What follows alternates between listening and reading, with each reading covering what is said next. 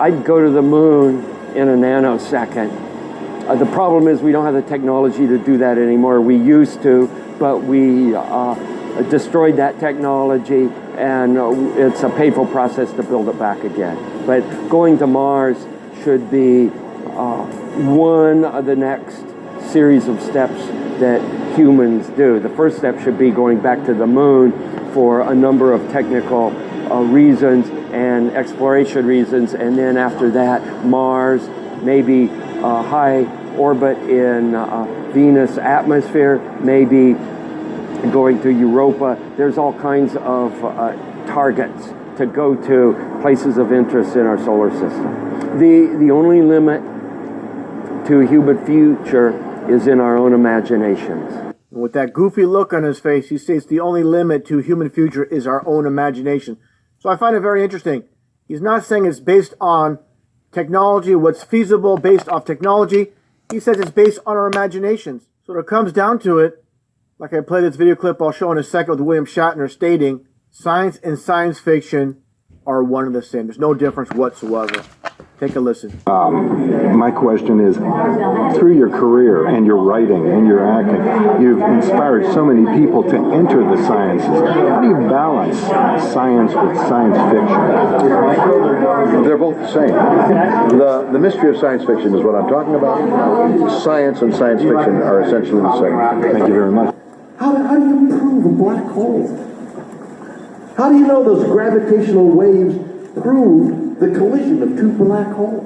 Somehow, eventually, they are able to observe phenomena. No, they can't observe. It's too far away. It's too theoretical. How do we know what they're saying is true? You know what it really is? It's all science fiction. Science and science fiction are essentially the same. Thank you very much. During this presentation, take a listen to what he says here. Astronauts are really, really good at making pictures in space that look like you've never left the planet. In fact, it's almost hard-pressed to tell whether you're in space or not in this picture. You know, we've got some fancy backdrops, I guess. What a strange person this is. You know, basically, again, if you follow my channel and see my previous videos on this so-called astronaut Don Pettit, of course, none of these men have been into space. They're nothing more than basically actors playing a role on the world stage, making the masses, the millions upon millions of people throughout the world believe they've been in space when they've never been in space at all. 46 years ago, in September 1962, JFK announced to the entire world that the U.S. was going to the moon. We choose to go to the moon in this decade and do the other things. 7 years later, in 1969, the Apollo 11 mission did just that. Today, NASA is planning another trip to the moon, and they hope to be there by no later than the mid-2020s. They'll be the first to go back. That is, if China doesn't get there first. Come on, USA! USA! USA! In any event, here at Discovery News, we've located some of our favorite clips from the final two Apollo missions from the early 70s. Number one from Apollo 16, a proper moon salute from Commander John Young. Hey, John, this is perfect with the LIM and the rover and you and Stone Mountain and the old flag. Come on out here and give me a salute. Big Navy salute. Off the ground. Clip number two, astronauts talking like real people. Good. All we're going to do tonight was sit around and talk. Number three from Apollo 17, astronauts singing, skipping, dancing. I was strolling on the moon one day in a merry, merry month of December. Now, May. I like to skip along, but me, boy, skip. Number four, this is astronaut Jack Schmitt. This is astronaut Jack Schmitt getting frustrated. No, dadgummit. Jack Schmitt having a few problems. Number five, this is astronaut Jack Schmitt wiping out. All right, they say give it a slight rotation clockwise as you're lifting out. Okay. CDA flight. Hey there. Go flight. Did you copy what Al kept saying here? Yes, I did. On December 14th, 1972, at 5:54 Eastern Standard Time, Apollo 17 lifted off the moon. The last person to ever make a footprint in lunar soil was this guy, Commander Eugene Cernan. Nobody's been back to the moon since, but that is certain to change soon. For Discovery News, I'm James Williams. Ever since mankind took its first steps on the moon, photos and videos from the mission have been picked apart, inspected, and dissected. But about 400,000 people worked on the Apollo program. And that's a lot of mouths to keep shut about such a sensational secret. In the 1960s, the space race was serious business. And America was desperate to beat the Soviets to the moon and plant a flag there. But did the government want it so badly that they faked the whole mission in order to ensure success? Some people think so. Conspiracy theories took off in the early 1970s, just a few years after Neil Armstrong set foot on the moon. This was the era of the Pentagon Papers and the Watergate scandal that rocked the United States. Some people were already distrustful of the government. The conspiracy theorists said the Apollo 11 moon landing was shot on a secret film set in the Hollywood Hills, or a remote military base. The non-believers also say, take a look at the lighting in this photo. It's not real because the sun must be the only source of light in the image.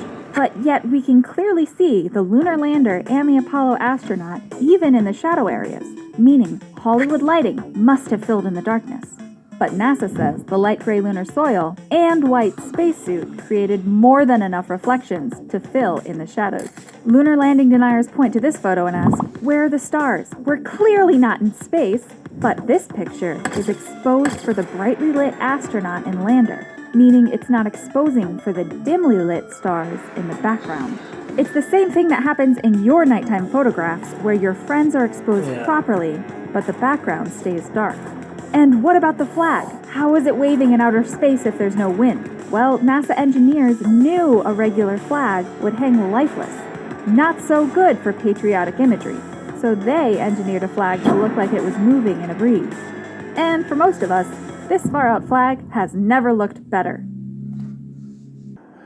I am Buzz Aldrin, and I was the lunar module pilot on Apollo 11. 5, 4, 3, 2, 1, 0. All engine running. Liftoff. We have a liftoff. 32 minutes past the hour. Liftoff on Apollo 11. Tower cleared. I believe that this nation should commit itself to achieving the goal before this decade is out of landing a man on the moon and returning him safely to the Earth. No single space project in this period will be more impressive to mankind or more important for the long-range exploration of space, and none will be so difficult or expensive to accomplish.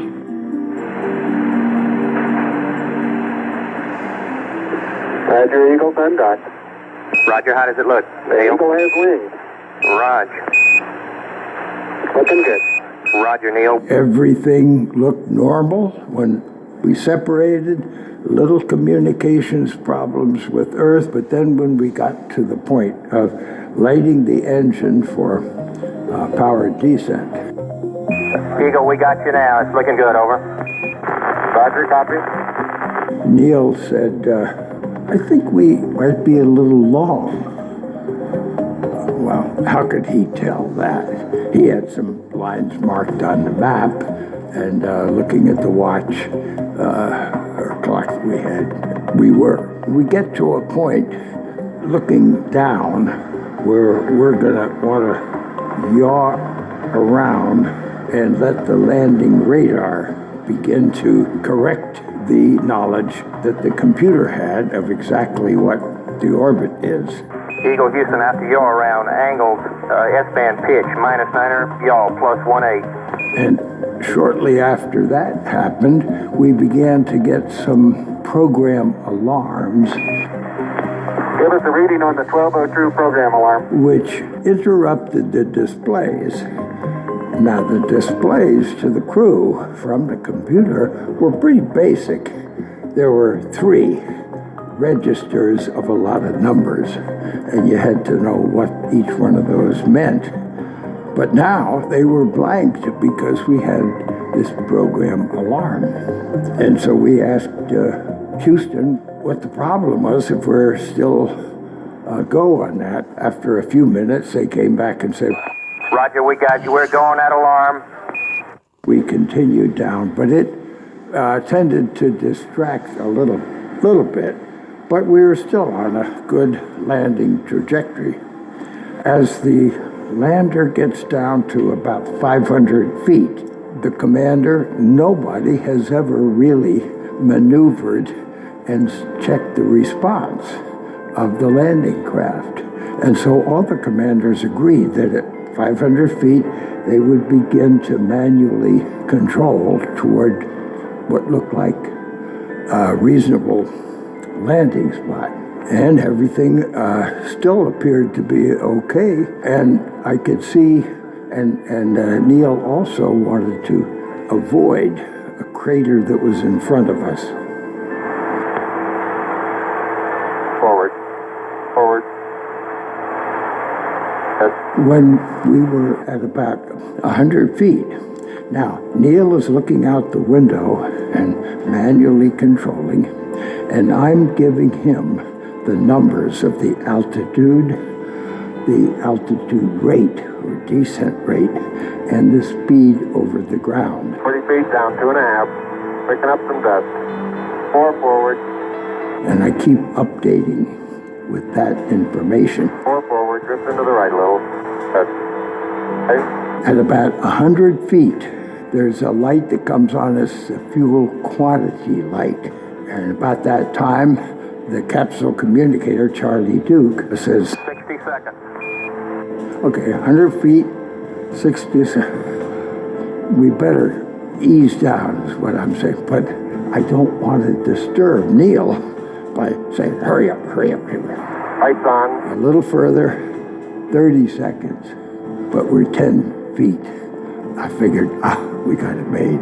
When the landing gear is just about to touch, there are probes that come down about 5-6 feet.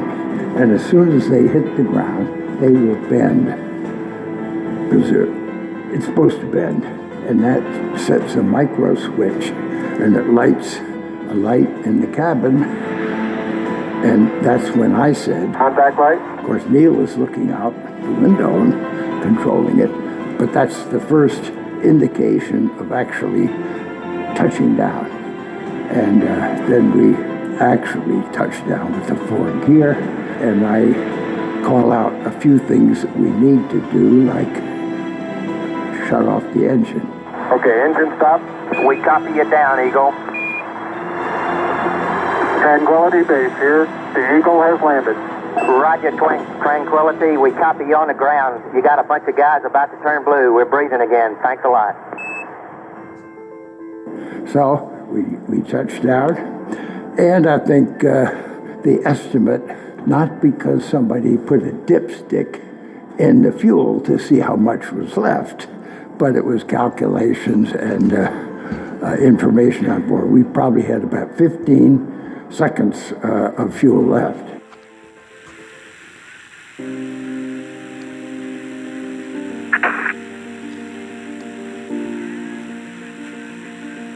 Okay, Neil, we can see you coming down the ladder now. There's really no place on Earth that we could simulate a gravity of 1/6 of what we have here. So there really wasn't a great simulation. Because of that, we were scheduled at the bottom of the ladder to just hold on and sort of see what it was like under the gravity. Okay, I just checked getting back up to that first step.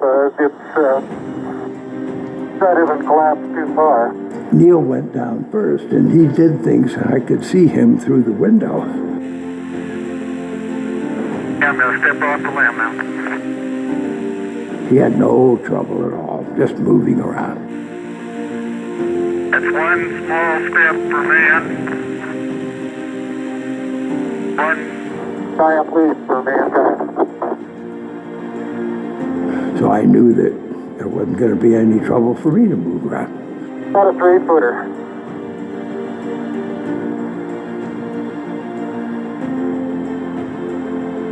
Beautiful view. So we proceeded on. Here, men from the planet Earth, first set foot upon the moon, July 1969 AD. Walking was relatively easy. I demonstrated several means near the end of our stay on the surface in front of the TV camera. And that was planned up here if we had the time. And it looked to people back on Earth as if I was just having fun.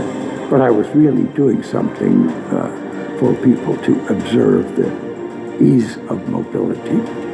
So we went through the countdown, and when the call came from Earth, And you're cleared for takeoff.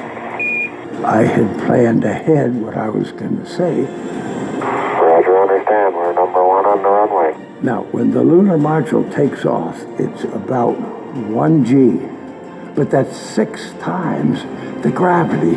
So we leave pretty rapidly. The ascent engine is fixed, so it's a rather sloppy feeling, but it's what's expected. There's nothing wrong. And when the engine cut off, we were in a good orbit.